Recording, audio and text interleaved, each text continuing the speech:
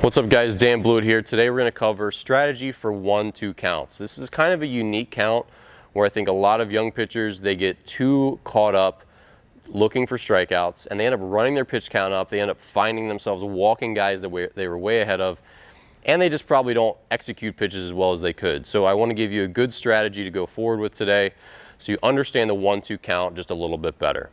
So if you're new to the channel, I put out new videos each week. I have pitching drills, tutorials, strength exercises, my vlog, which teaches you about the grind of baseball, and lots of other stuff. So if you're new to the channel, definitely consider subscribing.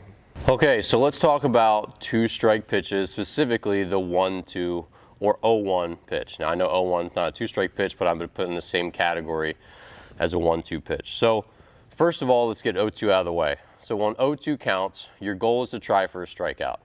The reason we want to try for a strikeout on 0-2 is because you're so far ahead that we can eliminate some of the random chance, the bad luck that inevitably happens even when we make good pitches. So on 0-2, you make a beautiful spotted up fastball over here. Guy puts it in play, hits a swinging bunt, he's safe, right? You throw a nasty slider down here, the guy just dinks it over the infield, for a blue hit. Your fielders make errors, balls just have seeing eyes, they get through the hole, whatever. So we want to try to eliminate that if we can, because no matter how good a pitch you make, you can't control the outcome once it leaves your hand. So on 0-2, you're far enough ahead where it makes sense to try for a punch out and put all that random stuff to bed. So on 1-2 counts, however, that we've already thrown 3 pitches, we want the at-bat over, really by 3 pitches if we can. So 1-2, we've already thrown 3. We really need the at-bat to end on the 4th pitch. If we get to the 5th pitch, now we're starting to become pretty inefficient with our pitch count. So on 1-2, we're not hunting for a strikeout. We'll take them if we get them. However, our goal is really more to make them make a decision and swing the bat and end the bat as soon as we can. So on 1-2, rather than elevate a fastball or bounce a curveball or throw a slider that breaks in and then out of the zone like we might on 0-2, on 1-2, our goal is to throw something that's borderline ball strike. So it might be a curveball that breaks to right here where it's like maybe laterally a little bit off the plate, and it might be just below the bottom border. If we can throw a pitch right here, there's a bunch of possible outcomes.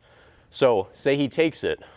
Say if he takes it, maybe 50% of the time the umpire calls him out on strikes and you get your punch out, and 50% of the time he takes it and it's a ball. Then it's a pretty good take. Let's say he swings.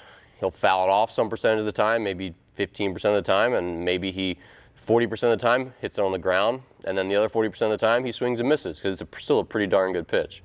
So when you have all those possible outcomes, and of course, he could hit a double, he could hit a single, he could put the ball in play, lots of other ways, but you can kind of break it up into those possible outcomes. He'll swing and miss, he'll swing and put the ball in play, he'll put the ball in play hard or weakly, he'll take and strike out, he'll take and it'll be a ball.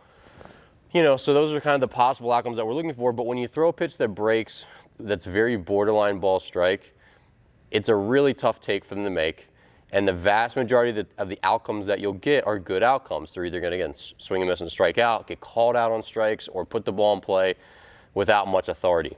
Hitting a slider, a curveball, or a changeup that breaks to this spot is very tough to lift. It's also very tough to put in play, again, with authority.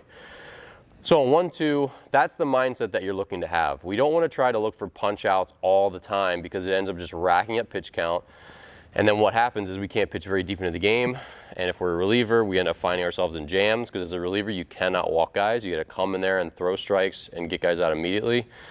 So 1-2 counts require a different mindset. You just don't want to be out there constantly trying to strike everyone out as soon as you get to 2 strikes. And we don't want to try to make pitches that are too tough to make on ourselves. So what's a good pitch that you can make a high percent of the time that you'll get the guy to swing the bat and potentially end the at bat right there? All right. So hopefully this video on 1-2 counts helps. I think it's a kind of misunderstood count because it's in between. Again, it's not this one where you just get to go gung-ho, hunting for strikeouts. And it's also one where you are still way ahead, but we still want to end the bat as quickly as we can. All right. So leave a comment below. If you haven't yet, definitely subscribe to the channel. I put out more pitching videos each week, and please leave a comment if you have something you want to hear more about or if you have a question regarding what we talked about today. And I'll see you in the next video.